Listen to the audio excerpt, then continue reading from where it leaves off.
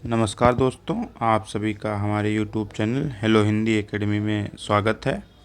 दोस्तों, रोज़ की तरह आज की क्लास में भी हम 25 महत्वपूर्ण PYQ लेकर आए हुए हैं। दोस्तों, ये जो प्रश्न है यह अति महत्वपूर्ण है। आप लोग पूरी क्लास देखेंगे तभी आप लोगों को पता चलेगा कि कितने महत्वपूर्ण प्रश्न हैं और यह क्लास कितनी महत्वपूर्ण है। दोस्तों, आप कहीं से भी पढ़िए, लेकिन जो रिवीजन है वह हमारी क्लास से करिए। और साथ ही आप लोगों को इसमें यह भी पता चलेगा कि आप लोग जो है कैसी तैयारी कर रहे हैं, कि कितने पानी में हैं आप, वो आप लोगों को परीक्षा से पहले यहाँ पता चल जाएगा। ठीक है, वीडियो को अंत तक देखिए। अच्छा लगे तो लाइक करना, जो भी सुझाव हों वो ज़रूर देना। ठीक है, और दोस्तों साथ शेयर भी कर देना। चलिए, पहला प्रश्न है कि संवत 1631 करहूँ कथा हरिपद धरि सीसा। यह पंक्ति जो है यह किस रचना से ली गई है? तो रचना का नाम रामचरितमानस, विनय पत्रिका, कवितावली या फिर रामचंद्रिका। यहाँ पर जो 3 रचनाएं दी गई हैं, 1 और 2 और 3, ये तीनों तुलसीदास की हैं। रामचंद्रिका जो है वह किसकी है? आप लोग हमें कमेंट बॉक्स में बताएं। ठीक है, पहले का जो है ऑप्शन ए सही है। यह जो पंक्ति है यह रामचरितमानस से ली गई है। ठीक है, आगे बढ़ते हैं दूसरे प्रश्न की ओर। कबीर कान राखी नहीं वर्णाश्रम सट दर्शनी।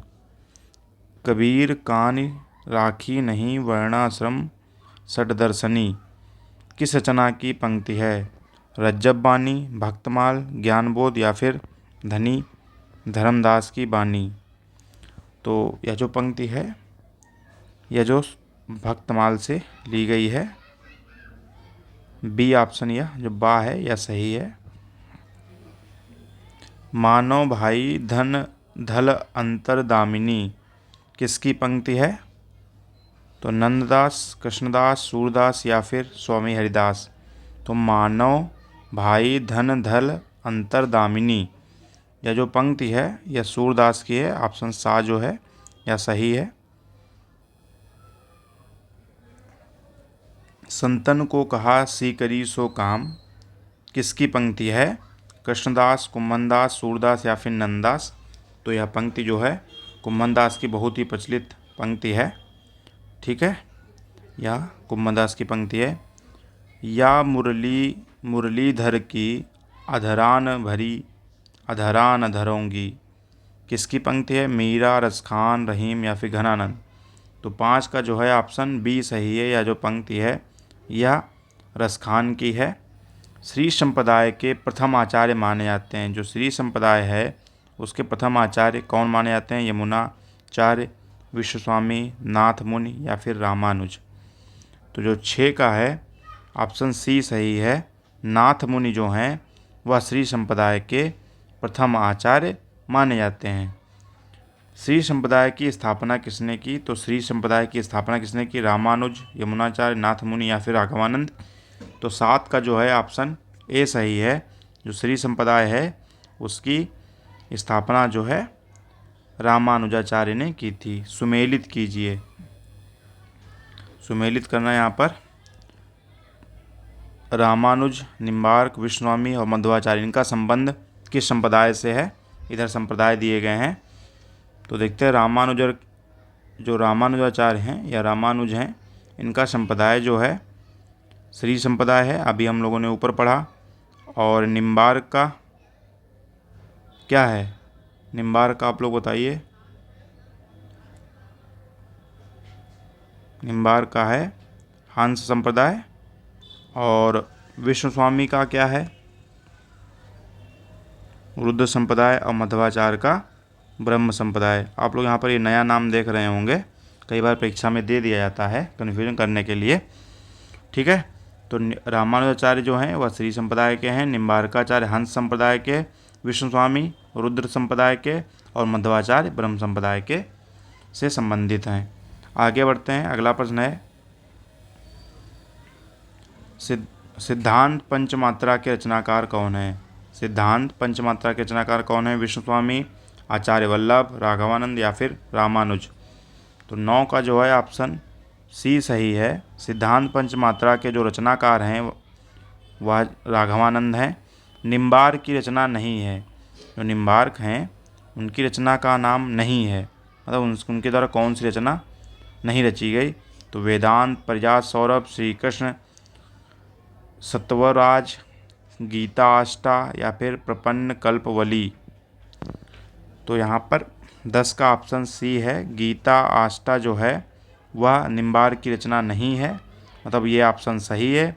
बाकी जो तीनों रचना है वेदांत, परिजात सौरभ, श्री कृष्ण स्तवराज और प्रपन्न कल्पवली, यह जो है सभी रचनाएं निम्बार्क की हैं। षट संदर्भ किसकी रचना है? रूप गोस्वामी, जीव गोस्वामी, बलदेव विद्याभूषण और सनातन गोस्वामी।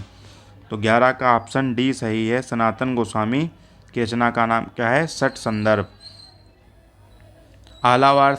आलावार जो संत हैं उनकी संख्या कितनी है? 10, 12, 8 और 11। तो जो आलावार संत हैं दोस्तों वह 12 हैं। वीडियो अच्छा लग रहा हो तो अब तक लाइक कर दीजिए और दोस्तों साथ शेयर भी कर दीजिए। चैनल पर नए हैं तो चैनल को सब्सक्राइब कर लीजिए। अगर कर चुके हैं तो अपने दोस्तों से ज़रूर करवाएं, ठीक है। और हमारे चैनल का हैंडल है @Hello Hindi Academy, ठीक है। अगले प्रश्न की ओर बढ़ते हैं। महानुभाव संप्रदाय चलाने वाले भक्त कवि थे।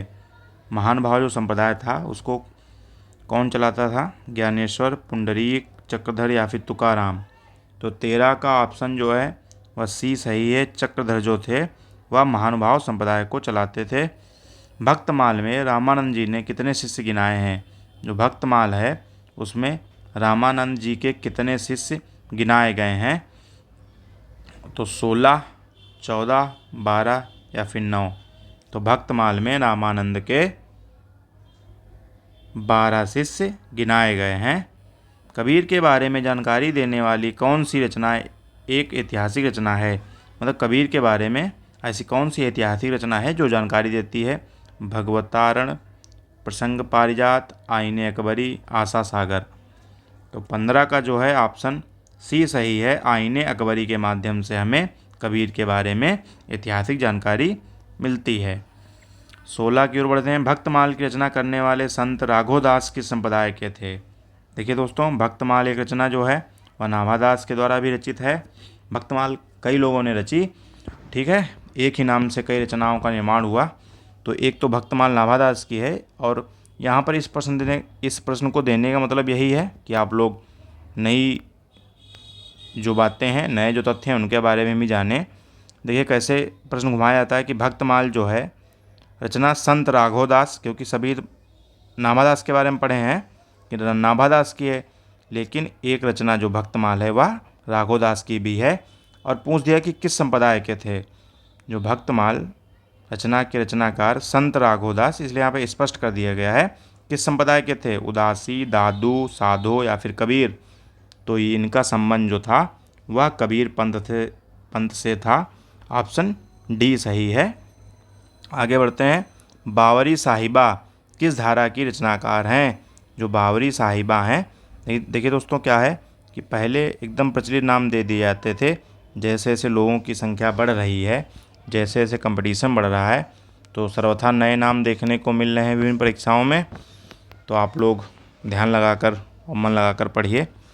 और जितने भी इम्पोर्टेंट क्वेश्चन हैं, जितने भी इम्पोर्टेंट प्रश्न हैं, वह सभी इस क्लास में, मतलब हमारे चैनल पर आपको विभिन्न क्लासों के माध्यम से करने को मिलेंगे। और रोज़ मैं एक हिंदी साहित्य से संबंधित क्लास अपने वीडियो अपने चैनल पर डालता हूँ। तो आप लोगों से मतलब निवेदन है कि आप लोग उन क्लासों को लगातार करते रहिए। चलिए, जो बावरी साहिबा थी वह संत काव्य से संबंधित थी, ठीक है। जो बावरी साहिबा हैं वह संत काव्य से संबंधित हैं। पहली सूफी कृति कौन सी है? हंसावली, चंदायन, सत्यवती कथा या फिर मगावती। तो पहली जो सूफी कृति है वह चंदायन है। इसके रचनाकार कौन है? मुल्ला दाऊद। चंदायन का मूल नाम क्या है? चंदायन रचना है उसका मूल नाम क्या है? वीर कहा, लोर कहा, चंद्रावली कथा या फिर चंद्रमोहिनी रास। तो 19 जो है उसका बी ऑप्शन सही है, बा ऑप्शन सही है। लोरकहा इसका मूल नाम है। सत्यवती कथा के रचनाकार कौन है? विष्णुदास, ईश्वरदास, दामोदर या फिर गणपति। तो 20 का ऑप्शन बी सही है। सत्यवती कथा के जो रचनाकार हैं वह ईश्वरदास हैं। किस रचना में पहली बार, ठीक है, ये ध्यान देंगे कि पहली बार उत्पत्ति रस की स्थापना की गई। देख रहे हैं सर्वथा नया रस है या? तो पहली बार उत्पत्ति रस की स्थापना किसमें की गई? रसमंजरी, चित्रावली, रूपमंजरी या फिर ज्ञानदीप। तो 21 का ऑप्शन सी सही है। रूपमंजरी में पहली बार उत्पत्ति रस की स्थापना की गई। पद्मावत कितने खंडों में रचित है? 51, 53, 57 या फिर 59। जो पद्मावत है दोस्तों वह 57 खंडों में रचित है। जायसी की कौन सी रचना फारसी लिपि में छपी है? चित्ररेखा, आखिरी कलाम, अखरावट या फिर मसला नाम। चित्ररेखा, आखिरी कलाम, अखरावट या फिर मसला नाम। तो जायसी की जो रचना है वह फारसी लिपि में जो छपी है वह है आखिरी कलाम। ठीक है, ऑप्शन बी सही है इसका। 24वें प्रश्न की ओर बढ़ते हैं। किस कवि ने सर्वाधिक प्रेमाख्यानों की रचना की? जान कवि, नरपति व्यास, मुकुंद सिंह या फिर लालचंद। तो 24 का जो ऑप्शन है वह ए सही है। जान कवि ने सर्वाधिक प्रेमाख्यानों की रचना की। 25वां है सुमेलित करने का है। इधर प्रबंध काव्य दिए गए हैं और इधर ये काव्य यहाँ पर नहीं, यहाँ पर होना चाहिए था प्रबंध काव्य। ठीक है, और इधर रचयिता दिए गए हैं। तो 25 एकादशी कथा किसकी है? सूरजदास इसके रचयिता हैं। सत्यवती कथा ईश्वरदास हैं। और दंगवय पुराण के भीम कवि हैं। और जैमिनी पुराण के, जो जैमिनी पुराण है उसके पुरुषोत्तम। तो 3, 4, 1, 2, 3, 4, 1, 2 ये भी नहीं है, ये भी नहीं है। तो ये इसमें है 3, 4, 1, 2। तो यह ऑप्शन सी जो है वह सही है, बाकी ये भी गलत है। तो एकादशी कथा सूरजदास, सत्यवती कथा ईश्वरदास, दंगवय पुराण भीम कवि और जैमिनी पुराण पुरुषोत्तम। इस प्रकार दोस्तों आज की क्लास आप यहीं पे समाप्त होती है। और अगर चैनल पर नए हैं तो चैनल को सब्सक्राइब ज़रूर कीजिए आप लोग। और वीडियो अच्छा लग रहा हो तो लाइक कर दीजिए। जो भी सुझाव हो आप लोग हमें कमेंट बॉक्स में ज़रूर दीजिए। ठीक है, मिलते हैं अगली क्लास में। तब तक के लिए नमस्कार, जय हिंद दोस्तों।